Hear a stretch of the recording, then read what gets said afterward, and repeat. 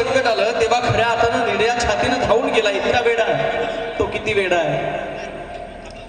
प्रत्येक क्षणाक्षणाला ती द्रौपदी अर्ध हाक मारत होती, सगळ्या पतिदेवांकडे पाहत होती.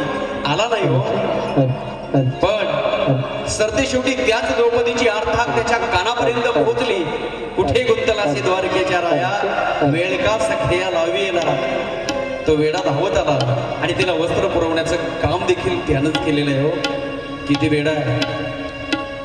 या जगाच्या पाठीवर आम्हाला जर कोणी सांगितलं ना की पात्र उचलायचे तर आम्ही 2 पावलं लांब येतो, कारण ते काम आम्हाला नकोच वाटतं. पात्र मी उचलू, पण तो किती वेडा. आमच्या आयुष्याचा गोवर्धनजनक करंगोळीवर उचलून ठेवावा, राजसिंहासनावर विराजमान व्हावं, सगळी द्वारका सोन्याची ज्याची आहे तो किती वेडा आहे. ज्याची नगरी सोन्याची आहे तो पात्र उचलण्याचं काम करतोय, तो किती वेडा आहे. सांगा किती वेडा. आणि विठ्ठला तू वेडा कुंभार.